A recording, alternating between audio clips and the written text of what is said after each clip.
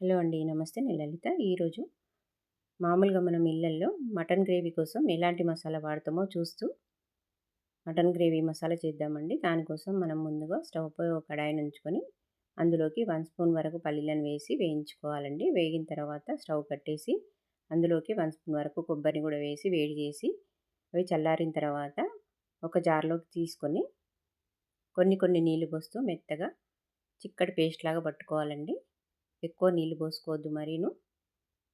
Paste లాగానే ఉండాలి. ఇప్పుడు మటన్‌లోకి ఒక ఉల్లిగడ్డ, 2 పచ్చిమిర్చి, కొత్తిమీర, కసూరి మెంతి, 2 టమాటాలు ఇందాక పట్టుకున్న పేస్ట్ అండి ఇది.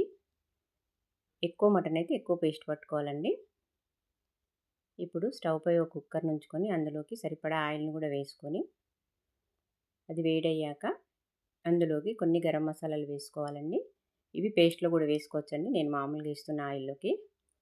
ఆయిల్ వేడయ్యాక అందులోకి గరం మసాలాలు వేసిన తర్వాత ఉల్లిగడ్డ, పచ్చిమిర్చి, కొత్తిమీర, పుదీనాను కూడా వేసుకొని కసూరి మెంతిని కూడా వేసుకొని బాగా వేయించుకొని బ్రౌన్ కలర్ వచ్చేదాకా వేయించాలండి. వేగిన తర్వాత అందులోకి అల్లం పేస్టు, కాస్త పసుపును కూడా వేసి ఒక్కసారి బాగా కలుపుకొని ఇది 300 మటన్ అండి. అది కూడా అందులోకి వేసుకొని 2 స్పూన్ల కారం, స్పూన్నర సాల్ట్‌ను కూడా వేసుకొని ఒకసారి అంతా బాగా కలుపుకోవాలండి. కలిపిన తర్వాత కాసేపు మూత పెట్టామంటే నూనెతో పాటు ఉప్పు, కారం ముక్కలకు చక్కగా పట్టుకుంటుందండి.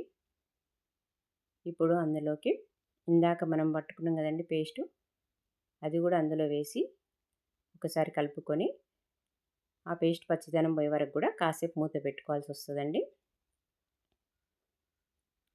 ఇప్పుడు ఆ మూతను తీసిన తర్వాత ఒకసారి కలిపేసి ఇందాక టమాటాలు కట్ చేసి పెట్టుకున్నాం కదండి, వాటిని కూడా అందులో వేసి వాటి పచ్చిదనం పోయే వరకు కూడా కాసేపు స్టవ్ పై ఉంచేసుకొని ఇప్పుడు అందులోకి గ్లాసున్నర వాటర్ పోసుకోవాలండి. గ్లాసున్నర వాటర్ కరెక్ట్‌గా సరిపోతుందండి. ఇప్పుడు దాన్ని అంతటిని బాగా కలిపేసి మూత పెట్టి స్టవ్ పై ఉంచి 5-6 విజిల్ల వరకు స్టవ్ పై ఉంచుకున్నామంటే మటన్ గ్రేవీ మసాలా రెడీ అయిపోయినట్టేనండి.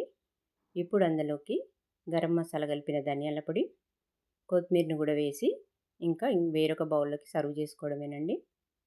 ఇది చపాతీ, అన్నంలోకి చాలా బాగుంటుందండి. మామూలుగా ఏ రైస్‌లోకైనా బాగుంటుంది, బగారా రైస్‌లోకైనా. ఇంతేనండి, మటన్ గ్రేవీ మసాలా రెడీ అయిపోయింది. ఈ వీడియో కనుక మీకు నచ్చితే లైక్ ఇవ్వండి, షేర్ చేయండి, కామెంట్ బాక్స్‌లో కామెంట్ ఇవ్వండి.